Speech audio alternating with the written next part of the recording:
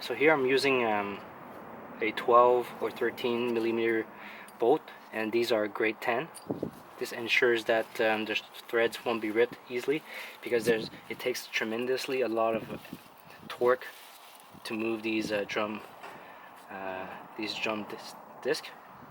So you can either pull your handbrake so this will stop moving, or you can be like me, use a breaker bar or a bar to stop the roller from spinning. Always wear your safety glasses when doing this.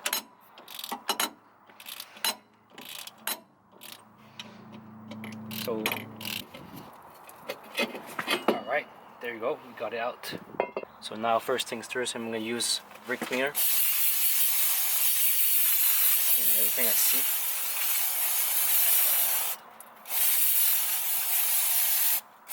Yep, that's a lot of dust coming out.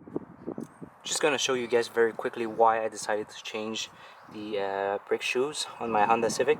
You see, there's just a tiny bit of pads left on the top right here, and as you can see, when we go down, it's basically finished. It's on the metal, so there's no more brake pads on the brake pad shoe. This one is not so bad, so we're gonna replace both of it. Cleaned it using a sandpaper, and then I put it some copper grease like this one, anti-seize, so next time I change the drums it will be much easier. Now using a flathead screwdriver, I'm gonna push the tab here to release some pressure, and then use a pair of pliers, long nose pliers, and spin this spring right here like this. The other clip right here, spin it. So spin it like 90 degrees. And now our assembly has been released. This one here that you're gonna have to take out in order to release the brake pads. We're gonna make both brake shoes get closer to each other by spinning it towards the top like this. If we wanted to make them spread further from each other, which will be an adjustment, then we will the thread will go down. So now we're gonna move the bottom spring.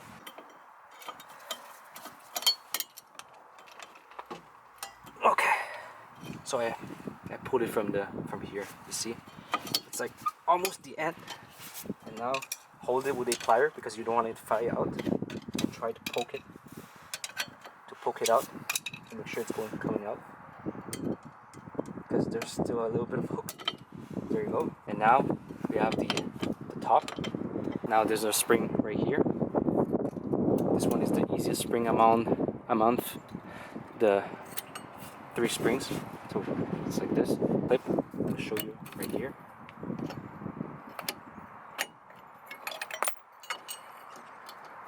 So there's a clip right here you're gonna have to put back. It goes, so you see it was like this, and then you push it top and then release it from here. There you go, brand new brake shoes. The brand is Bosch. It probably cost me like 20 bucks or 30 bucks Canadian. And then I have some new hardware, new springs, new clips, which is pretty cool. This was only $6. So there's like a there's like a horseshoe clip right here. Sorry you can't see it. Now we're gonna, it's toward the outside. We're gonna try to use a flathead and spread it, because you see they're clamped together. The 2 sides right here, it's clamped together. So what you have to do is use a flathead, spread them, and then spread them until you can slide this out. Now I spread them much more apart, so you see it's a bit more spread apart right now. So I'm going to use a flathead and go straight into it.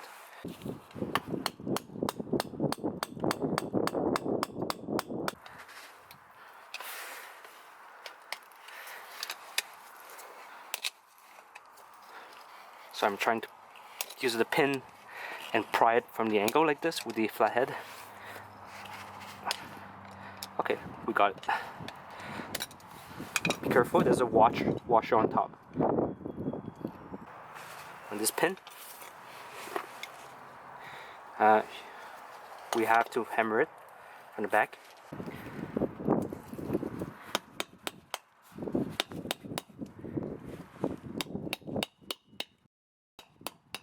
So hit it till it's flat. So make sure this is out like this and not like this. You see? The right way is when it takes almost the same shape as the brake shoe. So now you can either reuse this, or our kit comes with a brand new.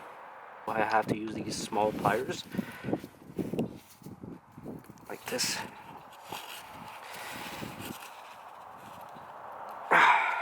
There you go. Now this pin won't go anywhere. I'm going to reattach it.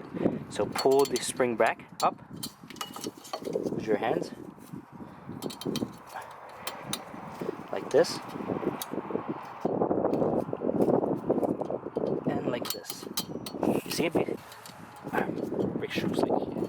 So now to this cylinder right here like this. We're gonna from the back put back this kind of screw like this. So here comes the part that you need to play with, because this springs will keep on moving. So what you need to do is apply pressure, push with your flat head, and then get ready to use a pair of long pliers.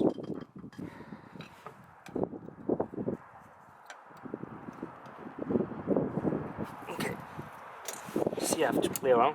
I'm putting tension on it, and I'm getting ready to spin it. There we go. From the back, because you have to play with the back as well, not just the front. Now just twist it like this, and it's probably seated. The more I do this, the easier I find it is. Longer part on this notch, this goes toward the outside.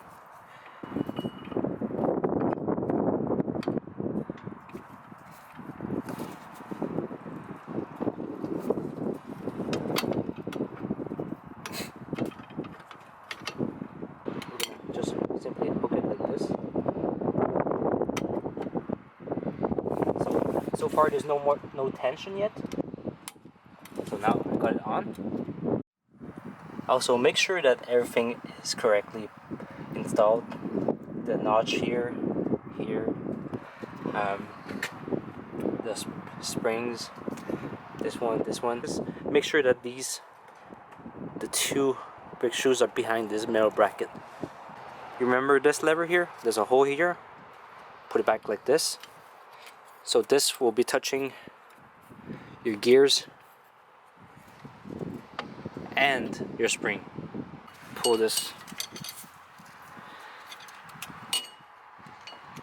spring tool. If you have it, use it. Please use it. It's super easy. Otherwise, I have this pick right here. What I do is, so I use this pick right here, and then I just force it in like this.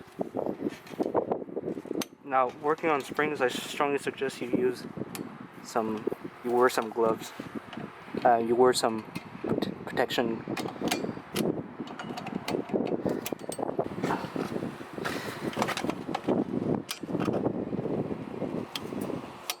Like this. So now we have an extra spring that did not come with it. So all you do is hook.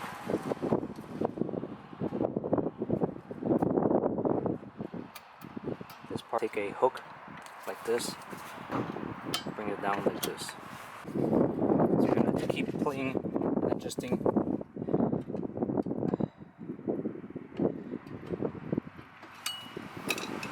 The self-adjuster. Now I'm going to try to put it back, the drum.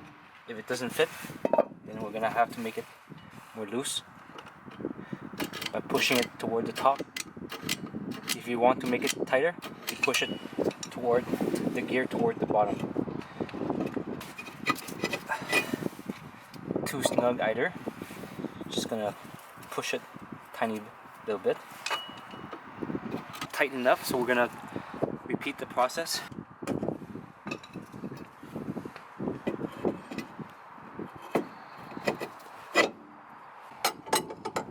Okay. I can still move it. It means just a tiny bit more. So that's how you know if it's good or not for your handbrake adjustment. So thank you guys for watching, and I hope this helped you guys. This is like my second time doing the handbrake and the on the rear brake shoes. I'm not very familiar with this. It's much easier if you have discs. Thank you guys for watching, and please subscribe, it'll help you out. Thank you.